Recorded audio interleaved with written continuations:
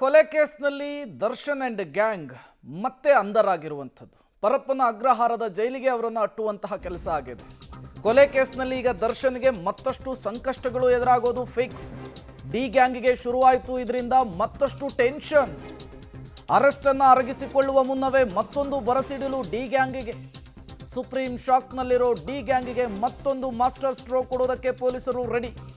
ಕೊಲೆ ಕೇಸ್ನಲ್ಲಿ ದರ್ಶನ್ಗೆ ಮತ್ತೊಂದು ಸಂಕಷ್ಟ ಕಟ್ಟಿಟ್ಟ ಬುತ್ತಿ ಅಂತ ಹೇಳಲಾಗ್ತಿದೆ.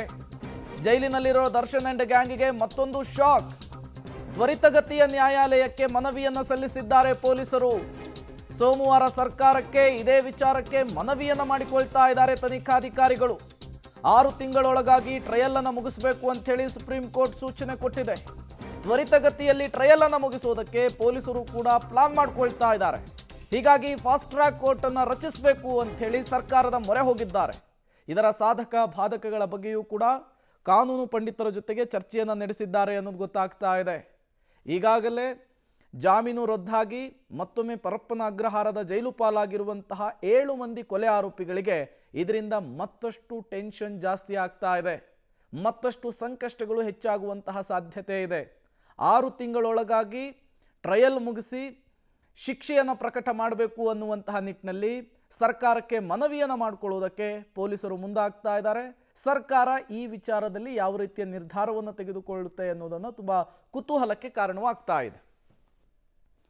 ಮತ್ತಷ್ಟು ಡೀಟೇಲ್ಸ್ ನರಸಿಂಹಮೂರ್ತಿ ಕೊಡ್ತಾರೆ, ನೇರ ಸಂಪರ್ಕದಲ್ಲಿ ಜಾಯ್ನ್ ಆಗಿದ್ದಾರೆ. ನರಸಿಂಹಮೂರ್ತಿ, ಬೇಲ್ ಕ್ಯಾನ್ಸಲ್ ಆಗಿ ಜೈಲು ಪಾಲಾಗಿರುವಂತಹ ದರ್ಶನ್ ಅಂಡ್ ಗ್ಯಾಂಗ್ಗೆ ಅನ್ಡೌಟೆಡ್ಲಿ ಪೊಲೀಸರ ಈ ನಿರ್ಧಾರ ನಡೆ ಒಂದು ಹೊಸ ಸಂಕಷ್ಟವನ್ನು ತರೋದರಲ್ಲಿ ಡೌಟ್ ಇಲ್ಲ. ಬಟ್ ಸರ್ಕಾರ ಇದಕ್ಕೆ ಒಪ್ಪಿಗೆಯನ್ನು ಸೂಚಿಸುತ್ತಾ ಸರ್ಕಾರದ ಮಟ್ಟದಲ್ಲಿ ಯಾವ ರೀತಿಯ ಚಿಂತನೆಗಳಾಗ್ತಾ ಇದೆ ವಿಚಾರಕ್ಕೆ ಅಂತೇಳಿ? ಪ್ರೇಮ, ರೇಣುಕಾಸ್ವಾಮಿ ಕೊಲೆ ಪ್ರಕರಣದಲ್ಲಿ ಈಗಾಗಲೇ ಸುಪ್ರೀಂ ಕೋರ್ಟ್ನಿಂದ ಎಲ್ಲರ 7 ಮಂದಿ ಆರೋಪಿಗಳ ಜಾಮೀನು ರದ್ದಾಗಿ ಎಲ್ಲರೂ ಕೂಡ ಪರಪ್ಪನ ಅಗ್ರಹಾರ ಜೈಲನ್ನು ಸೇರಿಕೊಂಡಿದ್ದಾರೆ. ವಿಚಾರ ಏನಂತ ಹೇಳಿದ್ರೆ, ಈ ಪ್ರಕರಣದ ಟ್ರಯಲನ್ನು ಬೇಗ ಮಾಡಿ ಮುಗಿಸ್ಬೇಕು ಅನ್ನೋ ಉತ್ಸಾಹದಲ್ಲಿರ್ತಕ್ಕಂತಹ ಅಧಿಕಾರಿಗಳು ಫಾಸ್ಟ್ ಟ್ರ್ಯಾಕ್ ಕೋರ್ಟ್ಗೆ ಅನುಮತಿಯನ್ನು ಕೊಡಿ ಅನ್ನೋ ನಿಟ್ಟಿನಲ್ಲಿ ಸರ್ಕಾರಕ್ಕೆ ಕೇಳೋದಕ್ಕೆ, ಪತ್ರವನ್ನು ಬರೆಯೋದಕ್ಕೆ ಚಿಂತನೆಯನ್ನು ಮಾಡಿಕೊಂಡಿದ್ದಾರೆ. ಹೀಗಾಗಿ ಇವರ ಚಿಂತನೆ ಏನಿದೆ, ಇವರ ಪ್ಲಾನ್ ಏನಿದೆ, ಅದಕ್ಕೆ ಸರ್ಕಾರ ಯಾವ ಮಟ್ಟಿಗೆ ಸ್ಪಂದಿಸುತ್ತೆ ಅಂತೇಳಿ ಗೊತ್ತಿಲ್ಲ.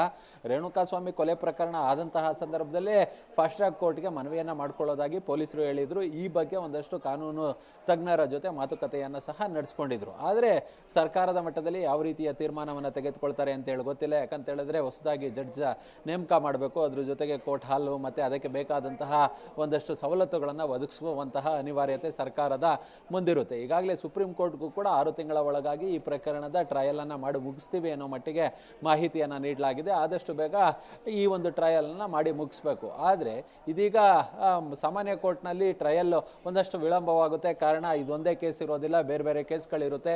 ಹೀಗಾಗಿ ಫಾಸ್ಟ್ ಟ್ರ್ಯಾಕ್ ಕೋರ್ಟ್ ಆದರೆ ಪ್ರತಿದಿನ ಅಥವಾ ಡೇ ಬೈ ಡೇ ಈ ಒಂದು ಪ್ರಕರಣದಲ್ಲಿ ಪ್ರತಿದಿನ ವಿಚಾರಣೆ ಏನಿರುತ್ತೆ, ಟ್ರಯಲ್ ಏನಿರುತ್ತೆ, ಇದನ್ನು ಮಾಡಿ ಮುಗಿಸಬಹುದು. ಅದಾದ ಬಳಿಕ ಇಲ್ಲಿ ದರ್ಶನ್ ಮತ್ತೆ ಅವರ ಗ್ಯಾಂಗ್ ಏನಿದೆ, ಅವರು ಅಪರಾಧಿಗಳ ಅಥವಾ ನಿರಪರಾಧಿಗಳ ಅಂತ ಆ ಬಳಿಕವಷ್ಟೇ ತೀರ್ಮಾನವಾಗ್ತಕ್ಕಂತಹದ್ದು. ಹೀಗಾಗಿ ಸದ್ಯ ಯಾವುದಕ್ಕೂ ಪೊಲೀಸರು ಒಂದಷ್ಟು ತಯಾರಿಯನ್ನು ಮಾಡ್ಕೊಳ್ತಿದ್ದಾರೆ. ಈ ಬಗ್ಗೆ ಈಗ ತನಿಖೆ ನಡೆಸಿದಂತಹ ಎಲ್ಲ ಅಧಿಕಾರಿಗಳು ಅದ್ರ ಜೊತೆಗೆ SPP ಇವರ ಜೊತೆ ಮಾತನಾಡಿ ಸರ್ಕಾರಕ್ಕೆ ಒಂದು ಪತ್ರವನ್ನು ಬರೆಯೋದಕ್ಕೆ, ಸರ್ಕಾರವನ್ನು ಕೇಳ್ಕೊಳ್ಳೋದಕ್ಕೆ ತಯಾರಿಯನ್ನು ಮಾಡ್ಕೊಂಡಿದ್ದಾರೆ. ಓಕೆ, ಥ್ಯಾಂಕ್ ಯು ನರಸಿಂಹಮೂರ್ತಿ ತಮ್ಮೆಲ್ಲ ಮಾಹಿತಿಗಾಗಿ. ಒಟ್ಟಾರೆ ಮತ್ತೊಂದು ಸಂಕಷ್ಟ ಕೊಲೆ ಪ್ರಕರಣದಲ್ಲಿ ದರ್ಶನ್ ಅಂಡ್ ಗ್ಯಾಂಗಿಗೆ, ಪಟಾಲಂಗೆ ಸೃಷ್ಟಿಯಾಗುವ ಎಲ್ಲ ಸಾಧ್ಯತೆಗಳು ಕಾಣಿಸ್ತಾ ಇದೆ.